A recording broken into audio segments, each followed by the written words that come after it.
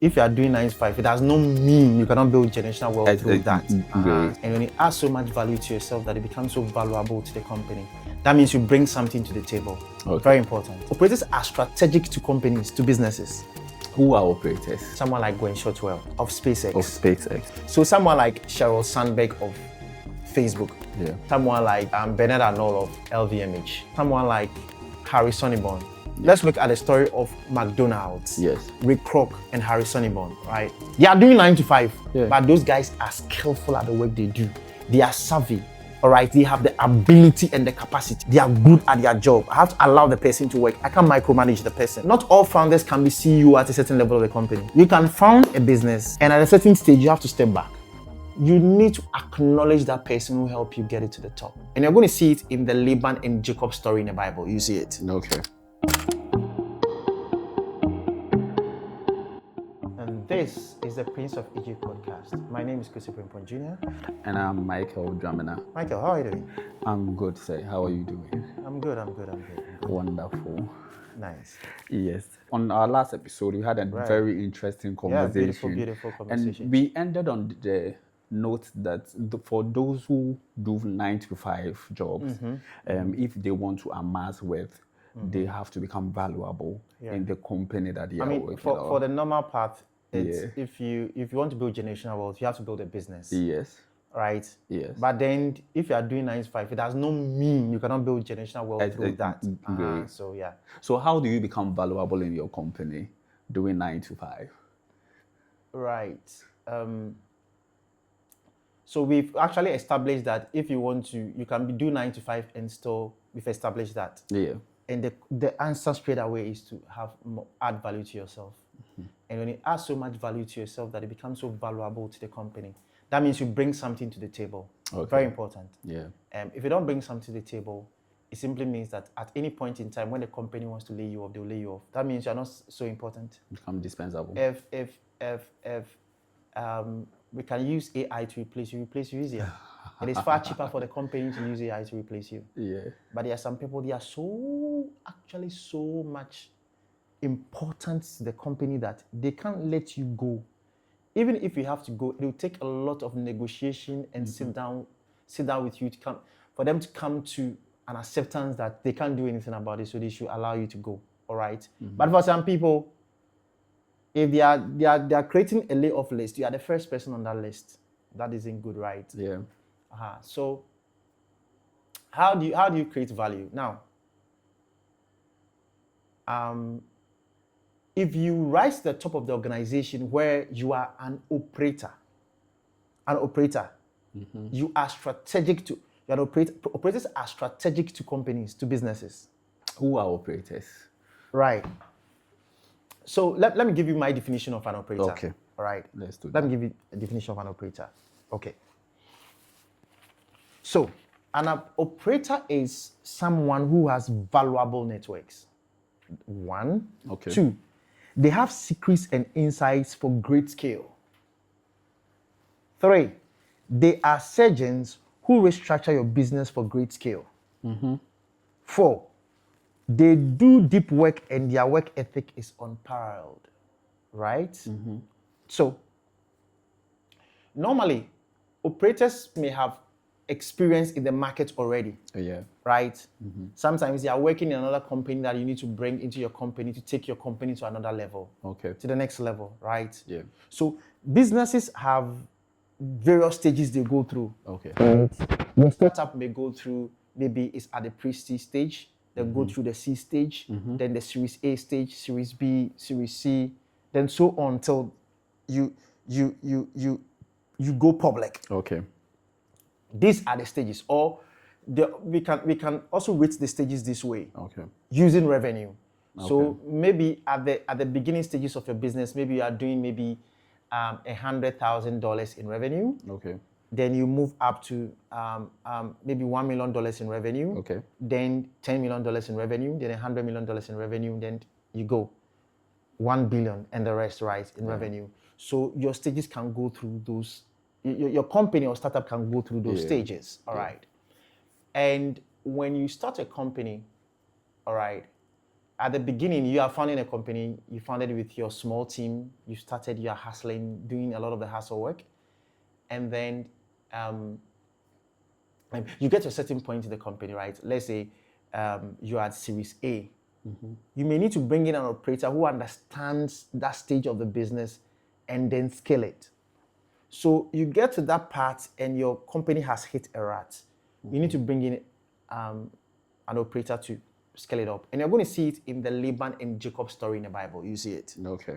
All right. You're going to see that. So in simple terms, we have the early stage of business, Early stage of the business. Maturing stage of Maturing the business, stage, you and can where say the business is matured. Really matured. So early stage, growth stage, and really matured or later stage of the business. So you as a founder may have started your business all right. Yeah. All right.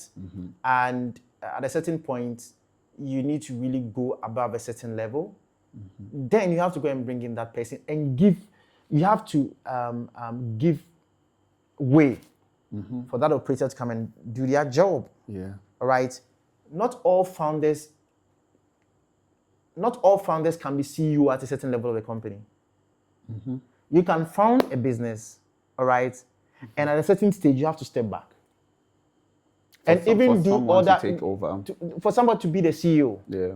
All right, and then operates the business. Sometimes you may even be the CEO and you see it, and sometimes somebody comes in as a chief operating officer, and that person will be doing all the heavy stuff. You'll be there, but you understand that this person they are good at their job. I have to allow the person to work. I can't micromanage the person. Yes. All right, and allow the person to work.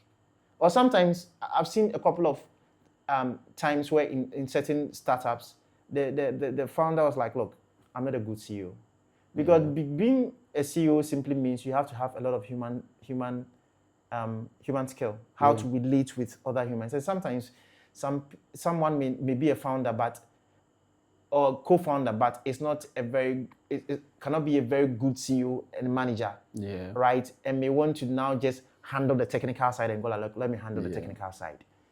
Somebody else come and handle and then grow the business. Yeah, you said that operators have valuable networks. They have somebody valuable has networks. Connections in the industry. Yeah, so sometimes that person probably maybe let's say somebody, the person may be working, let's say Zenith Bank or maybe MTN or working in some of the multinationals, right? And the person has the resume, he's doing very well. Maybe he was a manager at the very top, really helped grow that particular business. If you're going to poach that person and bring him in, you need to understand that this person is really an operator, has done it before, has the experience. Yeah. So when he's coming in, he's going to bring all his network. He has valuable networks and connections, right? Yeah. And two, they are surgeons, like I said. All right, they will structure your business for you because they understand growth, they understand the markets. Like I also said, they have valuable insights. Yeah. So there are things they understand about the market and the model. They may even introduce new strategies and another business model that will take your business to another level. And you need to be able to make way for them to be able to do that. Interesting. Yeah. I hear you mentioned Jacob and Laban so the story is Jacob goes to his uncle's house, like he runs away from home. He goes to his uncle's house. That time his uncle has a business, like together with his sons. With his sons, yes. Yes. Laban and Sons. Laban and Sons company. Yes, Laban and Sons company. All right. So Jacob comes in, and we see he does something to the business. And in Laban's testimony, he said that I know that because of you, I know by experience. Other version says I know by divination and all that. That God has blessed me because of you. So Jacob comes here in his capacity as an operator. Sure. Talk to me about that. Jacob is coming running away from home. He's going to, in quotes, cheat his brother. So he has to sort of run for his life. Okay, gets to his uncle's place. And his uncle has started a business. He's a founder of this business together with his sons. Family business, right? They have a few assets under management. Yeah. So it was an agric business, right?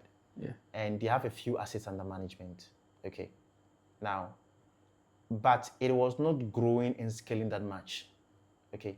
So Jacob gets there, and straight away he understands how to increase those assets. All right.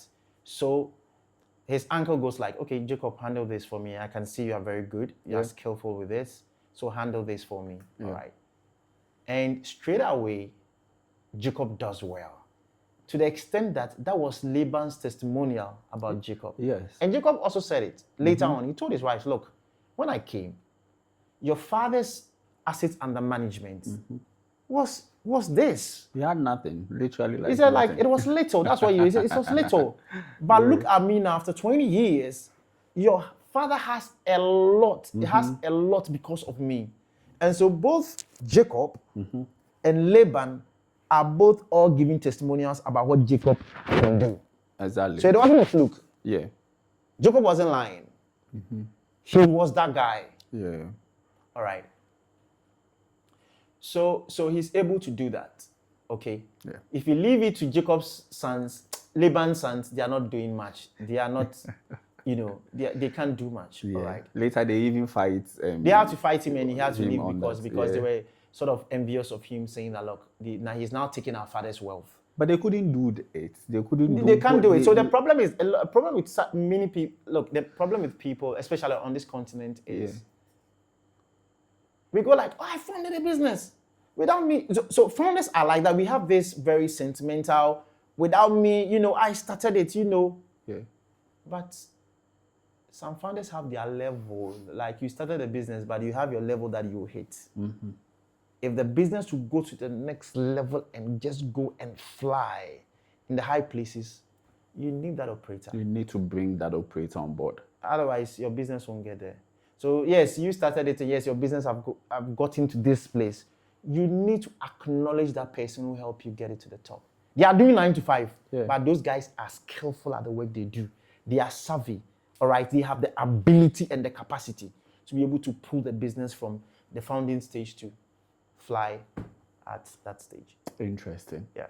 Interesting. Let's talk about some more characteristics about the operators, how you'll be able to know that this is the person I need to bring him on board. So that's what I'm saying earlier. Some of these operators, okay, look, it's experience. They would have worked somewhere, you would have heard about them, right? Like I'm saying, he's working in another big company, and his work follows him. His resume says it all. Yeah. They've done this. They may have even worked in 2 different companies before. Like and you have to Jacob had an experience from his father's house. He had an experience. He's been doing that. He's been doing that, right? Yeah. And when he came, he showed it. Yeah. Remember, he met Rachel at the well and started. Yeah. So it's like, this guy knows how to do his stuff. He knows business. He knows business. So if you are bringing that person in, he can help change the business and take it to another level. So let's talk more about the operators. Like, what are some of other characteristics of the operators to be able to identify them for your business and for your company? Right. So, like I said before, sometimes you need to go and bring this person in and allow the person to work. Yeah. Okay. So their resume speaks for itself. Yeah. Right. Their works follow them. Sometimes they have worked in probably maybe 2 or 3 companies before. Yeah. And their testimonials are there already. Then you have to bring them in. All right. Let's look at someone like Harry Sonneborn. Yeah. Let's look at the story of McDonald's. Yes. Rick Kroc and Harry Sonneborn, right? So in 1954, Rick Kroc was just he was selling these milkshake machines. He was a hustler. He was a hustler, right? Yeah. He had done some real estate. He had played piano. Yes. Sold paper cups, right? Then he gets a call, right? Yeah. To supply, I think, about 6 these milkshake machines Yeah. to one particular restaurant, and he was like, "Who orders all that?" So he decides to travel to that particular place to see who ordered that. And he goes to see this magic place, right? McDonald's. He's never heard about it, right? And then he gets there and seeing that these 2 brothers, the McDonald brothers, were doing so well. They had developed this speedy system. They were fast. They were very fast, efficient, and they were doing well. So he goes like, I've never seen anything like this before, because I've been all throughout the country and I've seen various restaurants business models. Yours, it's something else. So he speaks to the brothers, and the brothers are like, this is how we built it. Yeah. And he was like, no, you've got to franchise all these. We should have franchisees and branches all over the place. Have this national network, right? Where the McDonald's have got to expand from coast to coast and from sea to shining sea. Yeah. And he teaches them. And the brothers initially had tried the franchising model and didn't like it, right? And so didn't want to do that because of control and quality and all that, right? Quality control and all that. So they just wanted to have their one branch that they were actually very okay with. All right? Yeah. And then Ray Kroc convinces them that, look, guys, I'll take this franchising expansion. I'll do it. Don't worry. I'll go and do that particular work. So he sets up a company to just do that. Then he actually goes on this journey to go and recruit more franchisees and then, expand all over the place. And he did very well at that. Yeah, he did very well. But the agreement with the brothers was that it was going to be 1.4% on gross sales. Okay. Which was actually a thin margin. Yeah. But at that time, he was happy. I mean, this guy who is coming from selling machines to now being, a proper businessman. Yeah. Right? But as he is expanding, he realized that his expansion cost and overhead cost is killing him. Okay. And he now comes to realize that, look, I'm doing all the work. The brothers are not really doing the work. I'm doing the expansion. Yeah. Right? But I'm only getting 1.4% of gross sales. It's not fair. Right? But the brothers had, in the contract, it was an iron hand contract, right? Okay. Where it says that if you want anything changed, the brothers would have to agree and then write back to him to now effect the change. Okay. Look, and so when Ray Kroc went back and realized that, look, I'm struggling, my business is struggling here. Yeah. Guys, you know something? Can we do these few changes? Can we change this? The brother said no. Right? And at a certain point, he wanted to do a deal with Coca-Cola. The brother said no. And this was going to be free money. And Ray was like, bro, look, I'm doing all the work. Can you change something for me? And nothing happened. So in 1956, 2 years after, he meets Harry Sonneborn. Okay. Harry is a finance guy. He understands the game. He's the person I call that strategic operator. He understands the market. All right. Do you know Harry asks Ray, do you know? He told him, Ray, do you know you're not in the hamburger business? You are in the real estate business. And Ray Kroc goes like, what? He says, yes. All this while he thinks he's doing some food. Hamburger, 1.4% of gross sales. It's like, no, you're in the real estate business. He says, how? Ray Kroc goes like, how? He said, look, your franchisees. So they go and look for a place. Yeah. Right? And they just pay you a franchising fee. No.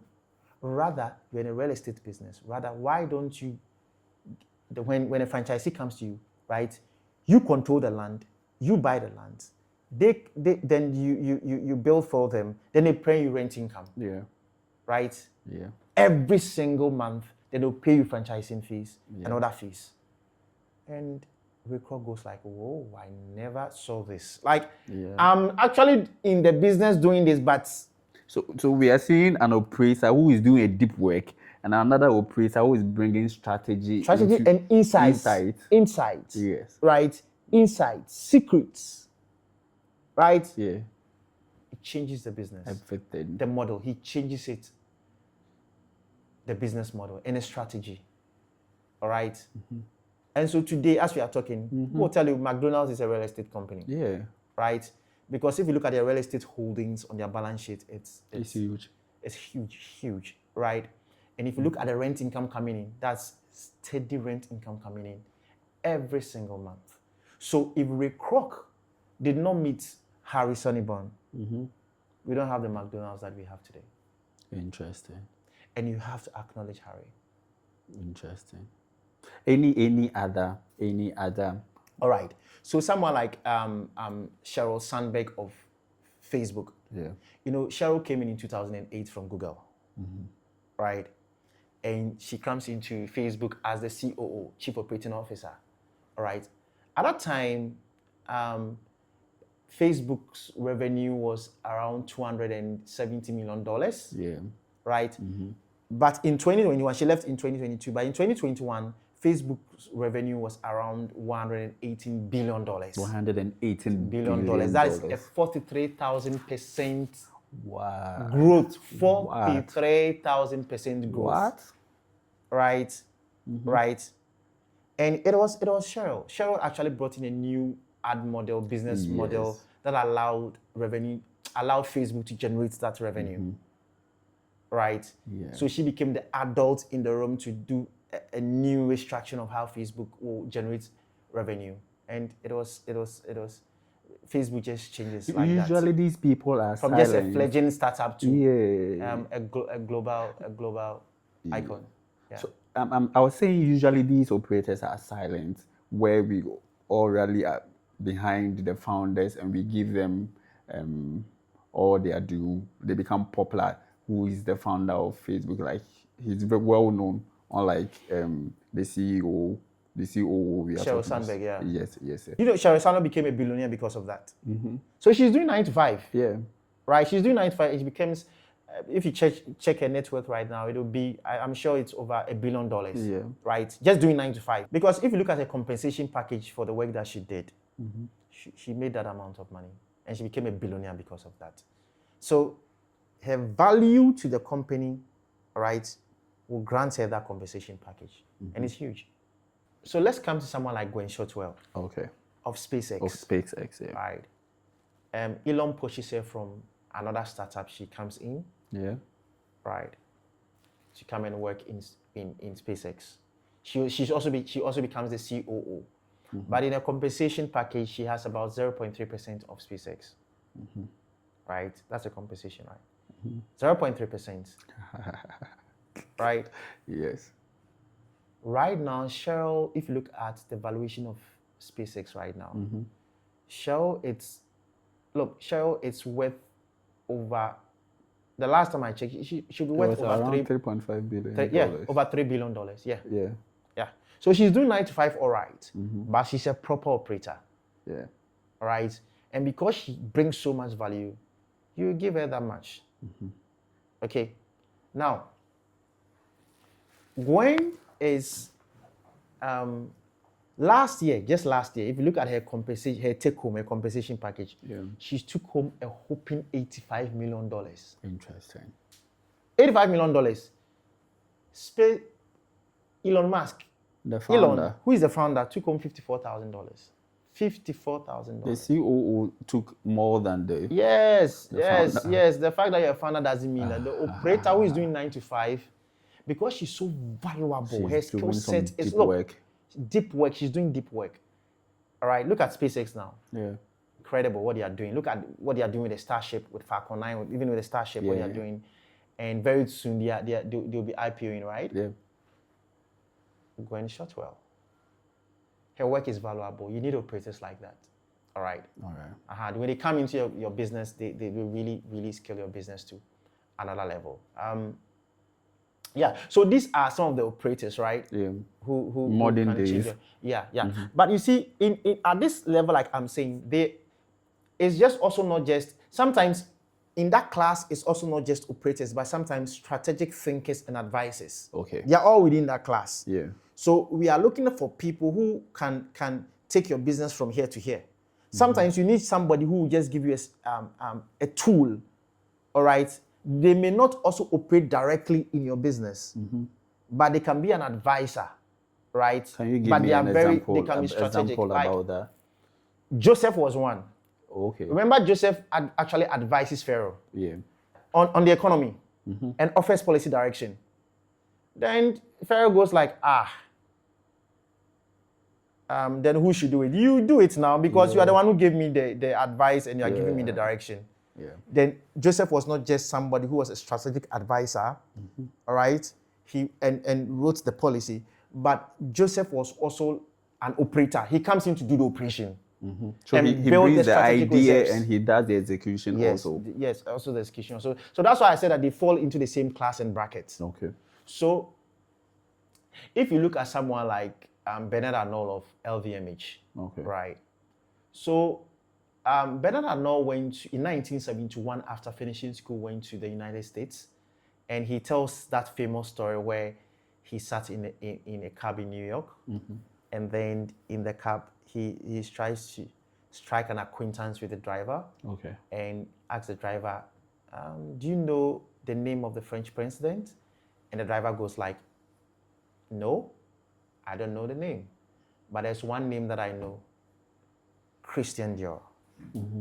Whoa. You know, at that time, Christian Dior was actually is a company in France, Yeah. right? They are into fashion The and they are Dior doing very brand. well. Yes, the Dior brand. But they were within the Busek empire. Busek was a group, like was the parent company, Okay. and Busek had a couple of units under its care, or companies under its umbrella. So Busek had a retail unit, had a furniture retail unit. They had a diaper and tissue unit. Okay. They had a textile unit. They also had the famous Le Bon Marché departmental store, right? And then they had Christian Dior, all right? So, but at that time, the Busek Empire was actually really struggling, right? They were not doing well, so they went into administration, and then the government had to take over the company, all right? But later on, even under the government, they were still struggling. So the government wanted to sell it back to a private investor. So when the driver mentioned that, it was a light bulb moment in his brain. Okay. Whoa, Christian Dior, wow. It's still, I mean, they are still, all around the world, they respect Christian Dior. He's Yes. popular than the president. It's popular than the president. So he then decided, okay, you know something, how do I get Christian Dior, right? Then, but remember at that time, Bernard Arnault was into real estate. So 10 years after, in 1981, he came back to US again, all right? This time around to live in the United States with his family, all right? And then in New York,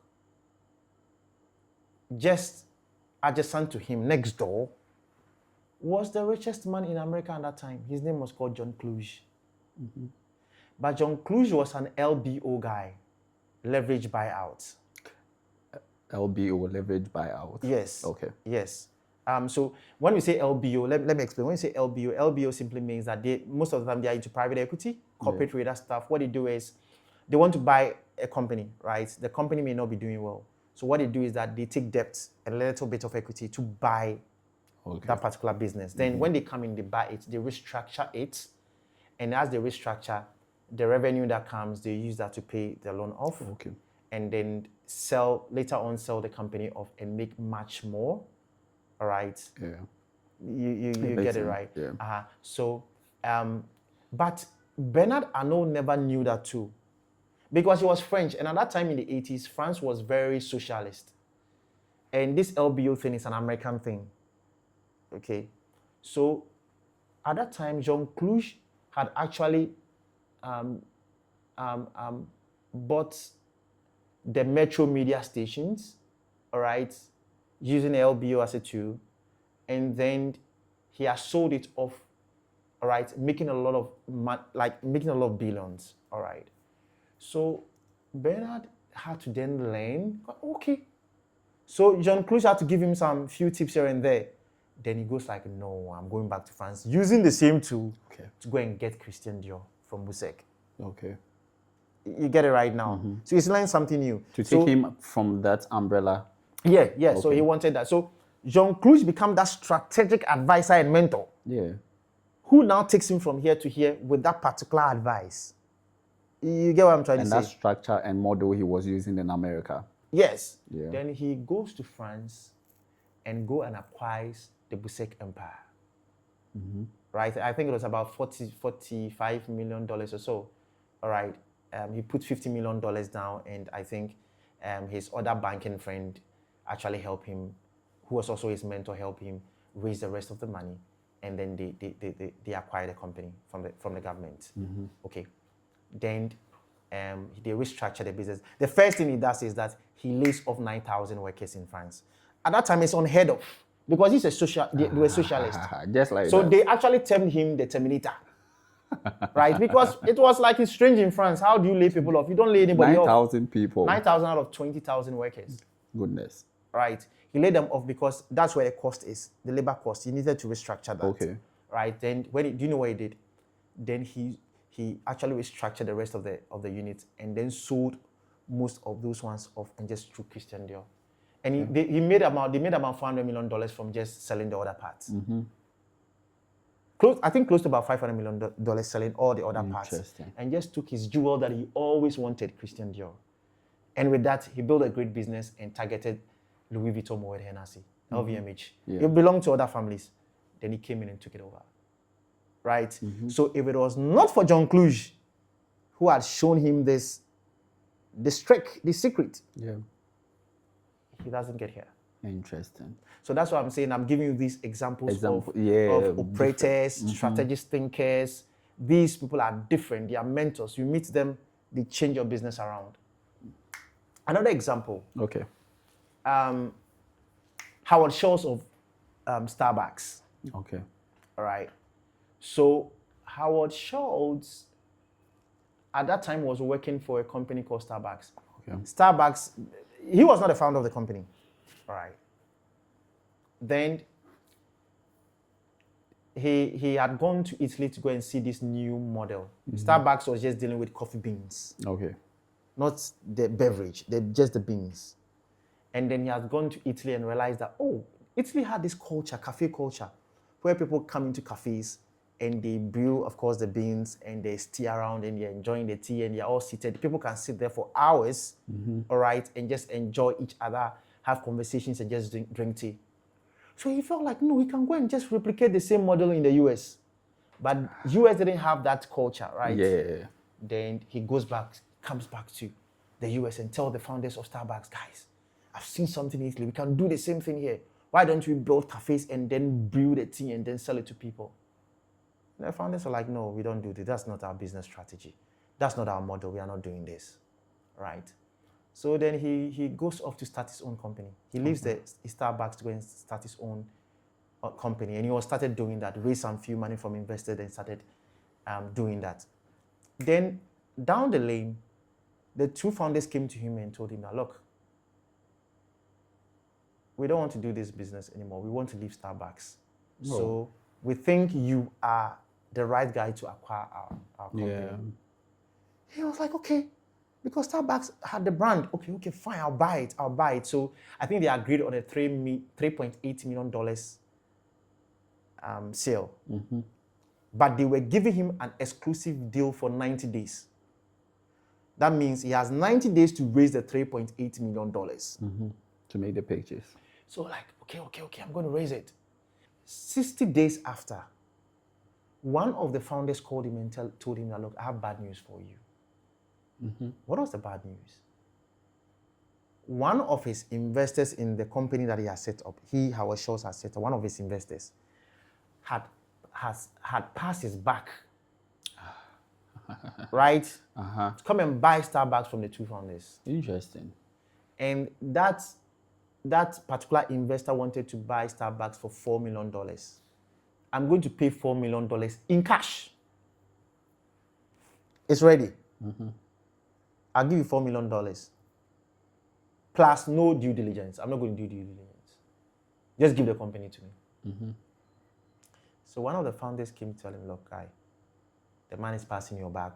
That's $4 million ready. Yes, we gave you the 90 days exclusive, but guy, if you don't look sharp, the man will take it away from you. So Howard was very worried, and one of his attorneys, who was also his friend, got to hear about the issue, right? And so the young attorney was like, you know something? Don't worry, I'll speak to my senior at work, right? Okay. Who was the senior? So that senior was Bill Gates Senior. Oh, okay. Bill Gates' father. Yes. At that time, Bill Gates' father was actually also in Seattle. This happened in Seattle. Okay. Bill Gates' father was also a prominent lawyer, wealthy lawyer in Seattle. And he was He had a name. He was also that guy, right? So this young attorney friend was like, you know something, this situation is sad. I'll speak to my senior at work, my boss at work. I'll speak to him about your issue. And so the next day, the young attorney came to tell me, look, come, I've spoken to my boss. Come and talk to my boss. So Howard goes to that particular office to go and meet Bill Gates Sr. And Bill Gates Sr. goes like, young man, tell me the whole story. He tells the whole story and he said, is it true? Are you sure it is true? He said, yes. You've not left anything out? He said, yes. He says, okay, follow me.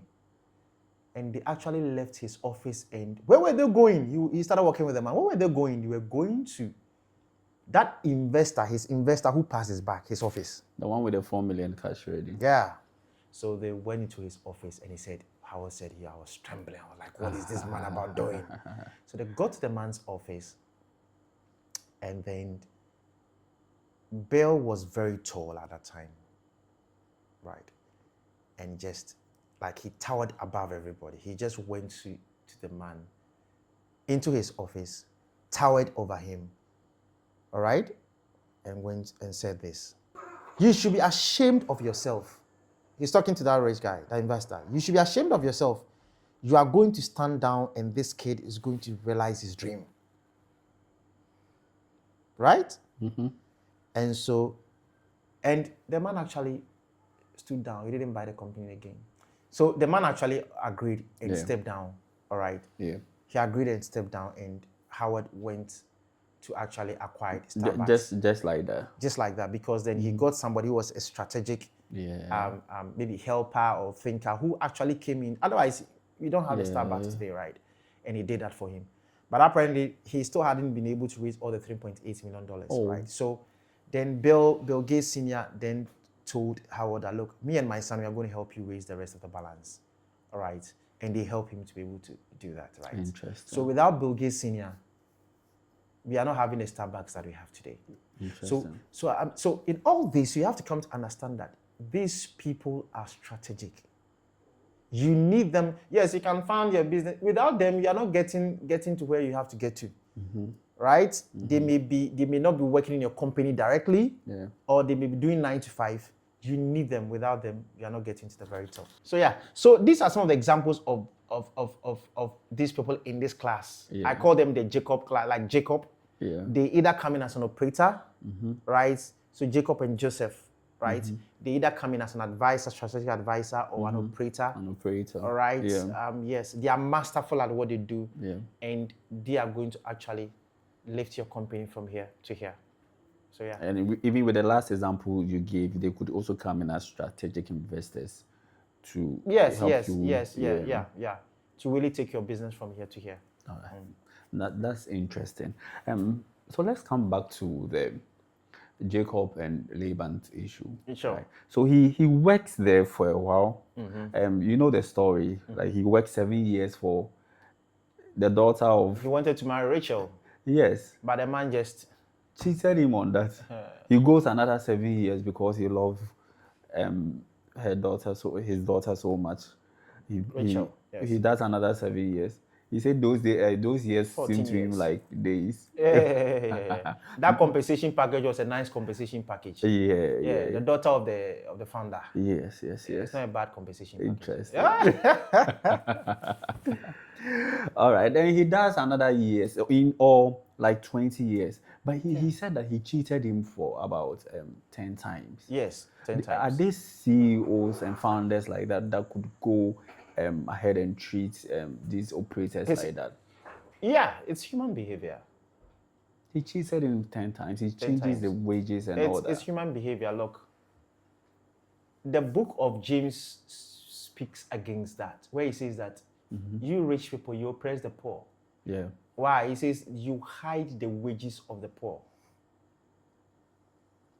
Right? And you don't want to give them their due. It's wrong for anybody to do that. When it is time to pay people, the money, some people, they are going to now turn the money, before they will come and pay people. They don't care. Yeah. That is wrong. That's evil. Right? When you make you see, the scripture says that let your yea be yea and let your nay be nay. Yeah. If you give somebody your word, I'm going to give this to you, and the person does it, give it to him. Don't change your tongue. After you've made a commitment, and the other person has made the commitment and has actually delivered based on the milestone on the target, don't change your lips. Don't change your word. Let your word be your bond. That's why I like this particular series very much. 24, Jack Bauer. There was a phrase you normally would use, I give you my word. My word is my bond. Yeah. And you may not understand what Jack Bauer is doing, but as far as he told you, my word is my bond, you can take my word to the bank. Believe Jack. You may not understand him, believe him. He's okay. Many people are not like that. Oh, I'll give you this, don't worry, when it gets down, I'll give you 20%. The moment the money comes in, then the person's attitude changes towards you and goes like, you know something, you see. Let's do another target and you see, Charlie, I said it, but you see, conditions have changed. Do you know what you're doing to yourself? You may be a believer, you may be a Christian, but because your word didn't mean anything to you, next time when you speak and power has to come from your tongue to let the thing be, it won't be. It won't be. You may go and pray before God, oh God, it won't be. You see, there's power in the tongue. Yeah. So when you give somebody your word, abide by the word. Especially if there was a condition attached and the person did that condition and he met it, take the thing and give it to the person. So that there'll be power in your tongue. You can't be changing your lips like that. Exactly. I got to hear this story, Okay. of a founder who was building a startup at a very early stage. I had a conversation with one guy who had he had this cool guy who had money, right? Okay. And the person decided to give him the money. He had agreed to give a certain equity to the guy, right? And they agree. And then he takes the money, quite some huge sum, right? And then he works with the money, and the business really was growing and all that. So it gets to that time where you were supposed to give equity to the person, and the founder didn't do it. On the promised percentage, he didn't do it. So they had to agree for the guy to just pay his capital back to him. Interesting. You know what you've done? You pay for it later. It's not now. The universe it's a funny place. If not you, your kids will pay for it. That one, we don't pray for the forgiveness of sins from God. It won't happen.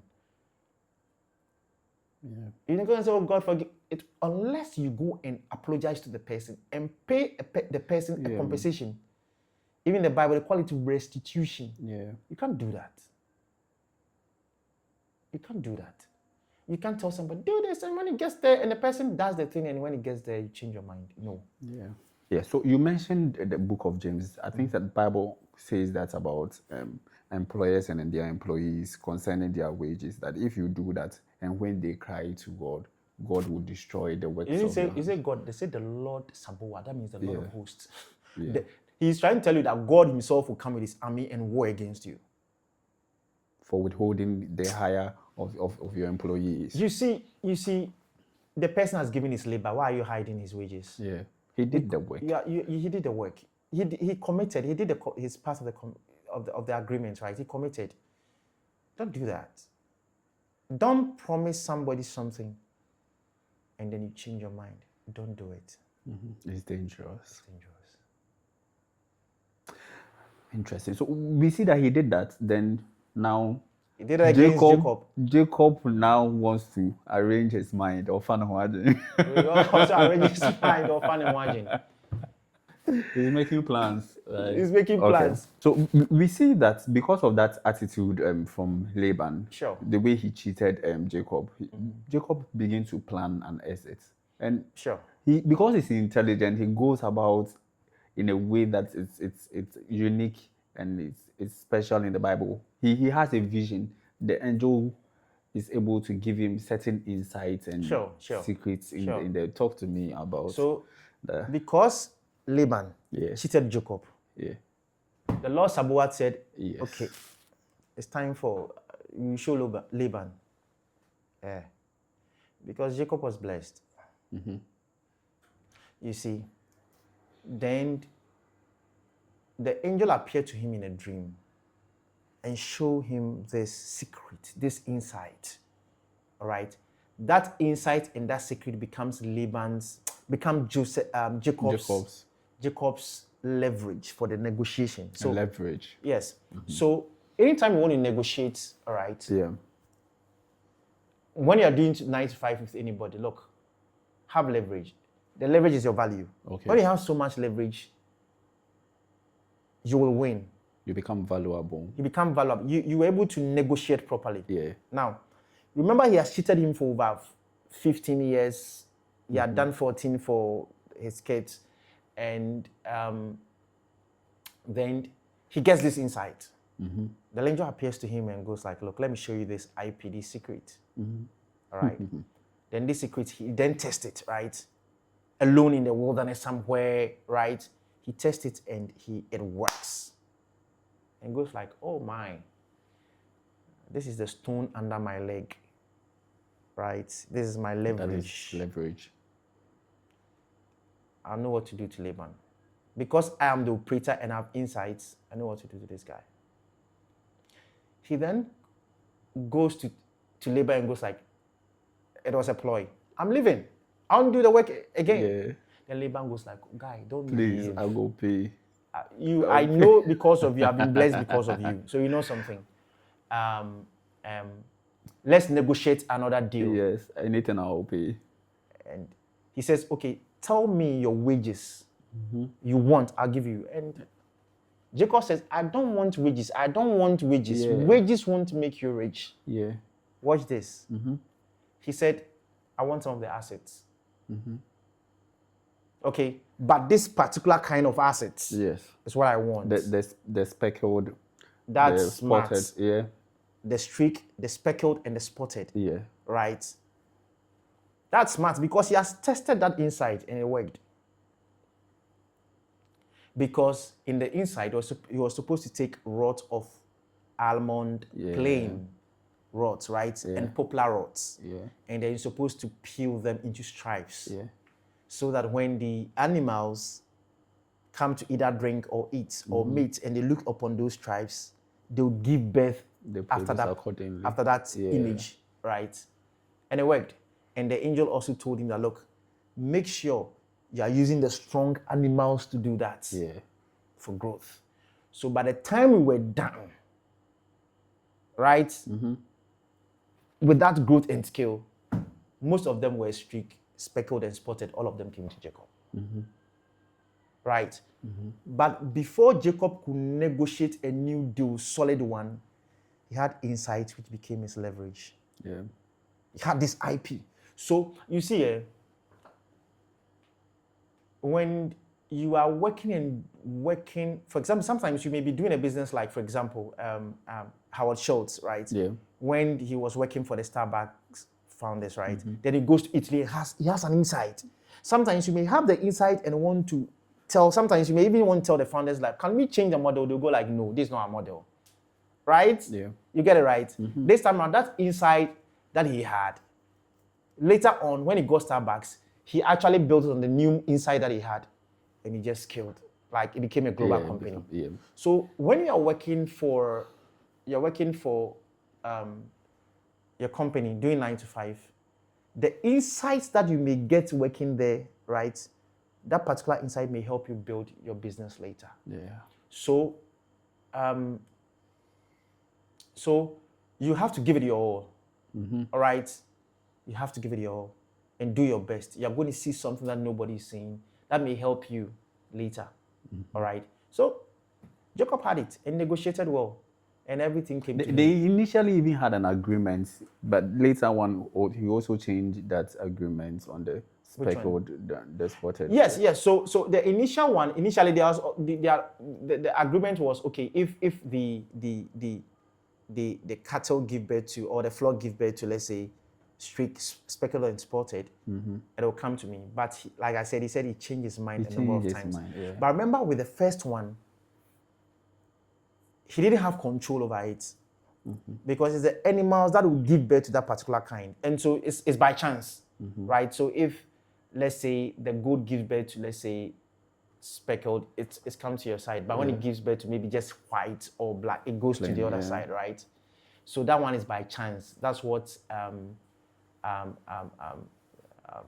biologists will call natural selection. Natural selection. Because it's you don't have control over Yeah. it. But with what the angel showed Jacob, Jacob had control because he's come to build an IP or build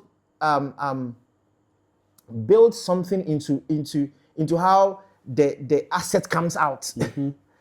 And he can control it. You can control that. Right? That's what we mean by that. That's what we call intelligent design, where humans control how the thing will come off. So we have the natural selection and we have the intelligent design. Yes.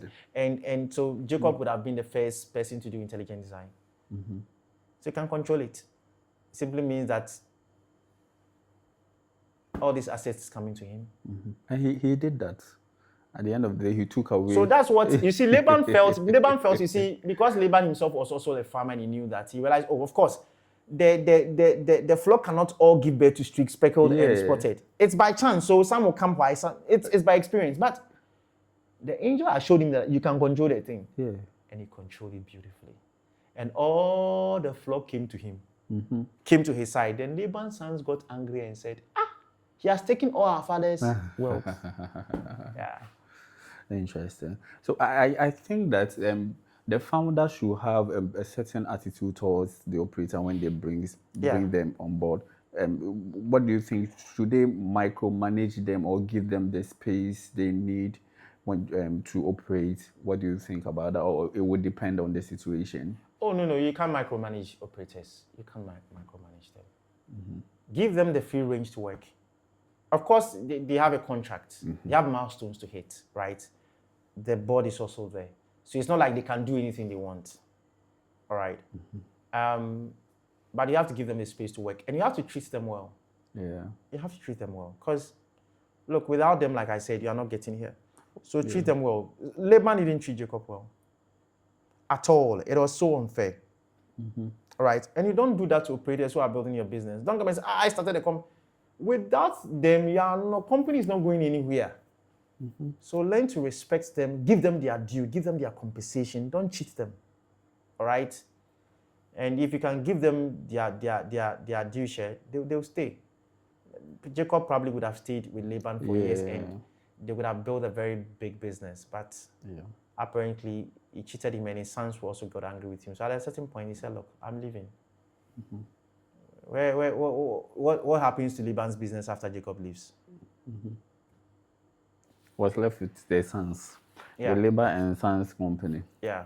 Even in all that, he even wanted to pursue Jacob, but we see that God comes to intercede on. God really appreciates people that brings value to company. Yes. He really does. You take risks. You take risk, like we said in the other episode. You bring value. God likes people like that. Yeah. Interesting. We see that in an African setting, we have this mentality. I don't know whether it's a cultural thing, where every businessman wants to build a business for himself, then later hand it over to the sons, make it business. And how do we get out of that mentality to now be able to identify these operators, bring them on board, scale the businesses, and how do we get out of that mindset? Right. There are some companies, right, like even LVMH, right, where Bernard Arnault want to give the company, like retire and give the company to his kids, right. There are sometimes you have very brilliant, smart kids who come in and still can continue from there. That one is there. Okay, so then let's take that away. But sometimes you have, especially we in this part of the world where you're always thinking that we are building the thing and giving to our children. It may not work.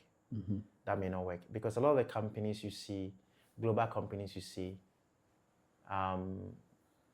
they don't necessarily give it to your children. No, all right. Look, if you want to give it to your kids, it's okay. But is your kid smart enough and does he have the capacity to actually really grow the company. All right. In the case of Bernard Arnault, LVMH, he's wanting to give the company to his kids, right? And there are some businesses like that. They pass it down the family line. And it's some companies like that, they are there for generations, all right? But there are also a lot of companies, all right, that the founders didn't pass it to their kids. You pass it to their kids, they are going to collapse the business and just destroy the family wealth, all right? So sometimes giving to maybe an operator or somebody who comes after you, who is not your kid, right? Okay. But is good, he can handle the company. Look at Microsoft. It went to Satya Nadella, right? Look at Google, Sundar Pichai, right? They are all Indians, right? Okay. And you're running the company beautifully. You don't have to give it to your kid, all right? You don't have to. Sometimes you need to bring somebody and give the business to the person. So, especially in Africa, we have that notion always wanting to pass it down to our kids. It may not work. You may collapse the generational wealth. You don't have to do that, all right? You can still have your shareholding beautifully and then bring somebody who can run the company. Let him run it, all right? It's a business we are running. We are not running family emotional stuff here. So that's what I actually will say about that. All right. This has been a very beautiful conversation. I've learned a lot. The modern day examples of operators, the different kinds, the things they bring on the table has really been enlightening for me. And I think that it's been an enjoyable conversation. I don't know if you have any last words you would want to say about everything. Right. So I would say that, look, you can still do 9 to 5 and build generational wealth. Like you said, so make sure you are so valuable to the company, all right? And if you also have an operator as a founder, treat the operators well. Treat builders, those who build your company well. Treat them well, because you need them to also help you build what you are building, all right? So that'll be it, all right? All right. Yeah. So, I think in our next episode, we are going to talk about something beautiful about the manner of people, right? Yeah. We are going to talk about why some nations win and some fail. We've got some beautiful insights. We are going to talk about the same Jacob. Yeah, we talk about Jacob and Esau. I think it's something that you have to look forward to, right? Yeah. I can't wait to be on that today. Sure. All right, so this is the Prince of Egypt podcast. I think we've had so many interesting conversations. You would want to join the community. You want to subscribe, send in your comments. If you have questions, we need all that. You could also send your questions to us in the comment sections. We'll read them and get back to you on that. It has been an interesting conversation. So this is the Prince of Egypt podcast. God bless you and God bless Africa. Bye-bye.